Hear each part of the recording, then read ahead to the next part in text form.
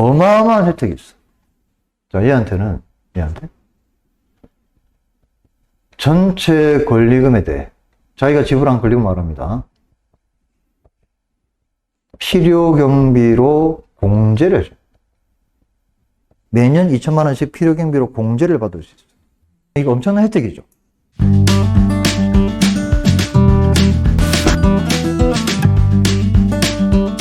권리금에 따른 세금이 어떻게 처리가 되느냐. 자, 이거 정리하고 보겠습니다. 요즘은 권리금이 워낙 이슈가 되고 말도 많아서 옛날에는 얘가 여러분 다 아시겠지만 권리금이 붙어서 거래가 되더라도 거의 대부분이 블랙머니로 처리가 돼 버려가지고 권리금에 대해서 세금 내고 이런 거 별로 없었어요. 근데 요즘은 이거 깐깐하게 잡아내려고 하고 조사 들어오고 이렇게 합니다. 그래서 권리금과 세금 요거 정리할 필요가 있는데, 자, 우선 권리금은 세금이 원칙이 소득 분류가 기타 소득으로 분류가 됩니다. 세목이 기타 소득으로. 그래서 특이점이 이렇게 적용되는 세목이에요. 특이하죠. 원천징수. 권리금에 대한 세금은 원천징수 원칙입니다. 우리 원천징수하면 우리 주변에서 볼 수 있는 게 소득세, 그죠? 근로소득세. 월급 받는 사람도 있잖아요. 그 사람도 월급 받을 때 원천징수 당하고 받죠. 권리금도 그래. 권리금에 대한 세금도 원천징수로 돌아갑니다. 그럼 세율이 몇 프로냐? 자, 기타 소득의 세율입니다. 이거 20%예요. 기타 소득에 대한 세율은 20%로 정해져 있습니다. 그런데 여기에다가 뭐가 붙어 있냐면 지방소득세 10%가 또 뒤에 부가세로 붙어 있어요. 요 금액의 10%. 그러면 총 몇 프로가 됩니까? 22%가 된다니까, 결국은. 요렇게 해가지고.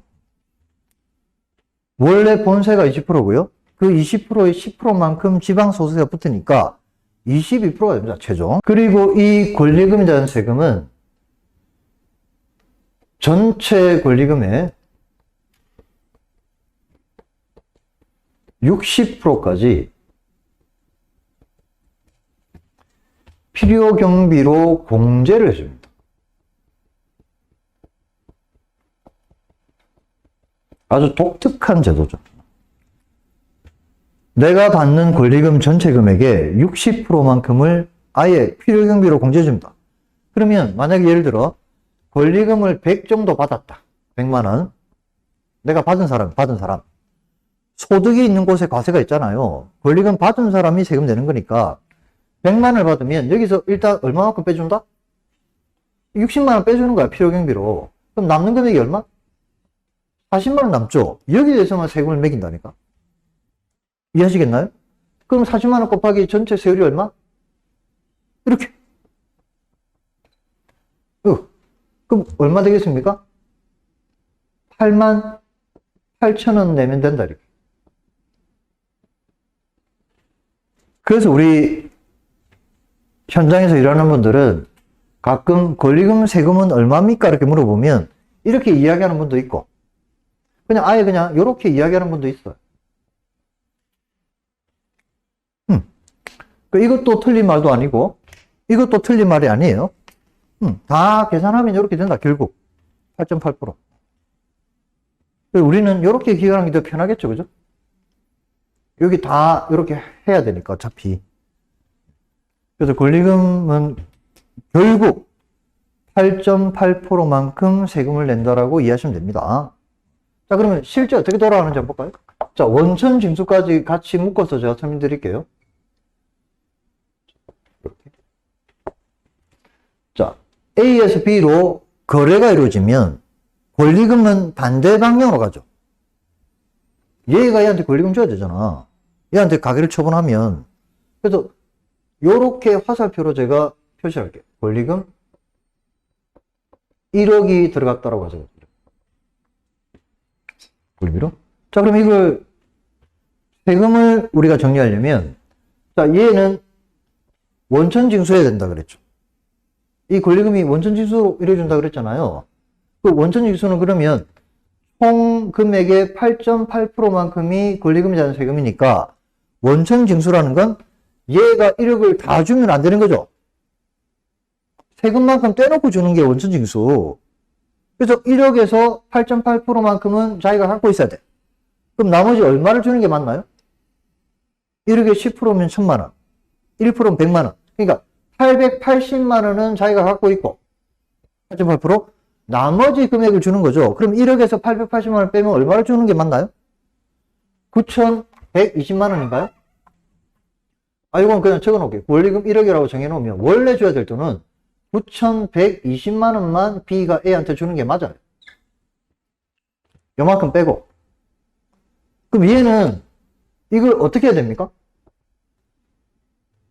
얘한테 원천지수니까 얘가 이걸 들고 세무서에 가가지고 권리금에 대한 세금으로 납부를 해야 돼, 얘가. 결국 이게 무슨 말이냐? 원래 권리금 받는 놈은 얘잖아요. 그럼 얘가 세금 내는 게 맞죠? 근데 어떤 경우에 원천징수를 한다? 받은 놈이 얼마를 받았는지도 모르고 혹시 세금도 안 내고 낮아빠지면 확인할 방법이 좀 힘들거나 어려운 경우, 내야 될 놈이 안 내면 확인할 방법이 어려운 경우, 이럴 경우는 원천징수를 때려버린다 이 말입니다.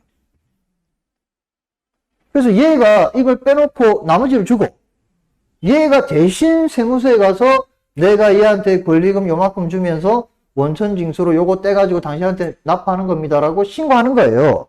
그럼 얘는 숨기고 싶어도 숨길 수 있다 없다? 없죠. 그렇게 하려고 원천징수라는 제도를 만들어 놓은 거야. 그럼 얘는 권리금 받은 돈에 대한 세금은 얘가 대신 다 내준 거 맞죠? 다 맞잖아. 자기가 다시 권리금에 대한 세금 낼 필요 있다 없다? 없는 거예요. 끝. 얘는 이것만 받고 끝나는 거죠.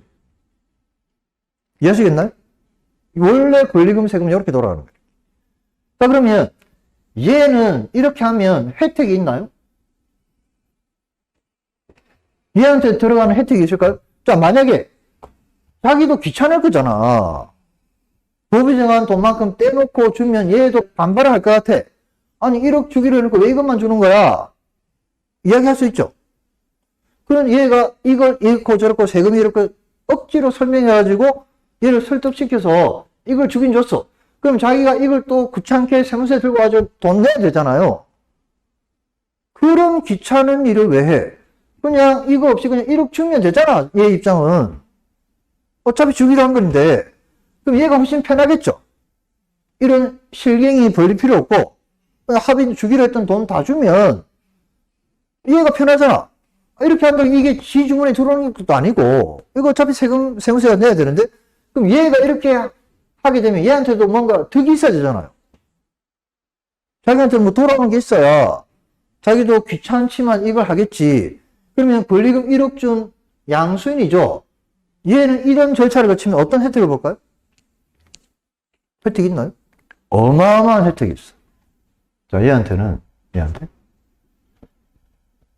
전체 권리금에 대해 자기가 지불한 권리금 말합니다.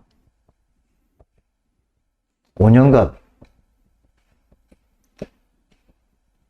필요 경비로 공제를 해줘요. 5년 동안 1억이니까 매년 2천만 원씩 필요 경비로 공제를 받을 수 있어요. 자기가 준 권리금 전액이 돼요.